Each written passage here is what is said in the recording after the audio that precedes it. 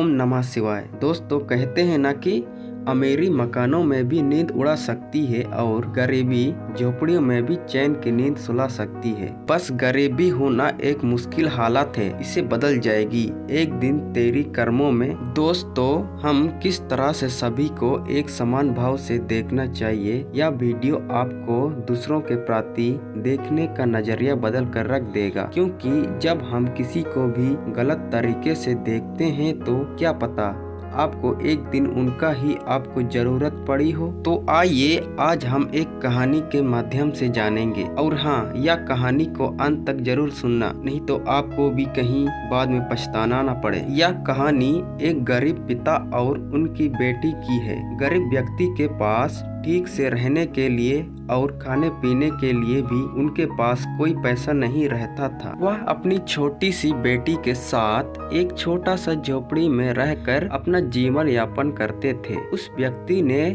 निर्णय लिया कि वह कड़ी मेहनत करके अपने बेटी को पढ़ाकर एक बड़ा ऑफिसर बनाएंगे, और उन्होंने एक स्कूल में भर्ती करवा दिया। जब एक दिन उन्होंने एक बार वह अपनी बेटी को उसके स्कूल से लेकर शहर के एक महंगे होटल में पहुंचा, तो लोगों ने देखा कि उस व्यक्ति ने फटे पुराने कपड़े पहने हुए थे और उसकी बेटी स्कूल की ड्रेस में पहनी हुई थी। जब दोनों ने होटल के अंदर पहुंचे तो वेटर पूछा, सर आप क्या खाना पसंद करेंगे, आप अपना ऑर्डर बता दीजिए। तब उस व्यक्ति ने कहा कि आप मेरी बेटी के लिए एक प्लेट पाव भाजी लेकर आ जाएं, बस। यह बात सुनकर वेटर ने कहा, सर आप कुछ नहीं लेंगे, आपके लिए भी कुछ लेकर आऊं? तो गरीब व्यक्ति ने कहा, मेरे लिए कुछ नहीं, आज मेरी बेटी के लिए पार्टी है। मैंने इससे वादा किया था कि अगर तुम इस जिले में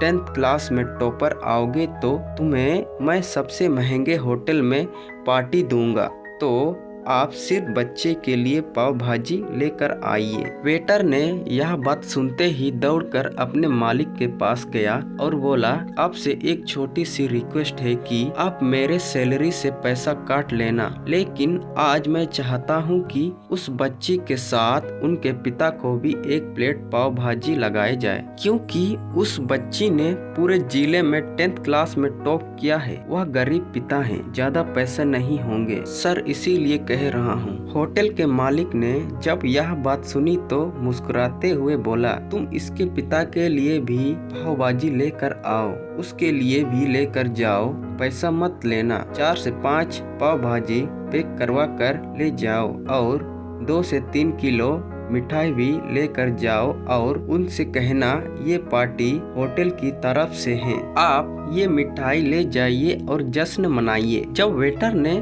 2 प्लेट पाव भाजी लेकर गया तो वह व्यक्ति चौंक गया और बोला, मैंने तो एक ही मंगाई थी, मेरे पास पैसा नहीं है। वेटर बोला, अरे सर शर्मिंदा मत कीजिए, ये पार्टी होटल की तरफ से है, आपकी बेटी हमारी बेटी है, उन्होंने टॉप किया है, ये मिठाइयाँ लेकर जाइए और जश्न मनाइए। पिता और बेटी खुश हो गए और वहाँ से चले गए। कई साल बीत गए। उस गरीब पिता की लड़की अब यूपीएससी की तैयारी करके वह एक कलेक्टर बन चुकी थी, और इत्तेफाक से उसी शहर में उनकी पोस्टिंग भी हो गई थी। उस लड़की ने उस होटल में सूचना पहुंचा दी कि मैं उस होटल में लंच करने के लिए आ रही हूं। होटल के मालिक ने जब यह बात सुना तो होटल को पूरी तरह से सजवा दिया था। गांव में यह बात पूरी तरह से फैल गई और कस्बे के सभी लोग उन्हें देखने के लिए सभी गांव वाले उस होटल के पास आने लगे। कलेक्टर अपने पिता के साथ उस होटल में पहुंची। कलेक्टर ने होटल के मालिक से कहा कि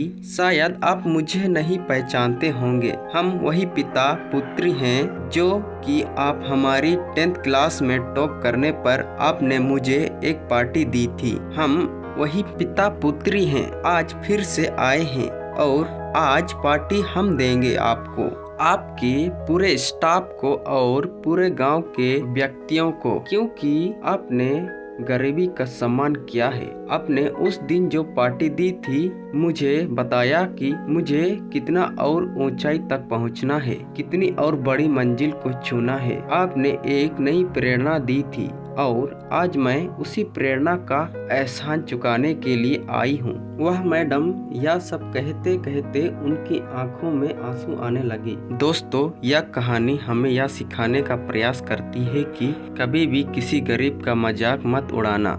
हो सके तो उसकी मदद करना और मदद ना कर सको तो उसका मजाक भी मत उड़ाना, क्योंकि वो सब ऊपर वाले देख रहे हैं। बनना हो तो उसकी नज़र में अच्छा बनिए। जहाँ भी रहिए कर दिखाइए कुछ ऐसा कि दुनिया करना चाहे आपके जैसे। दोस्तों, आपको इस कहानी से थोड़ी सी सीख मिली है तो इस वीडियो को लाइक और चैनल को सब्सक्राइब अवश्य करें।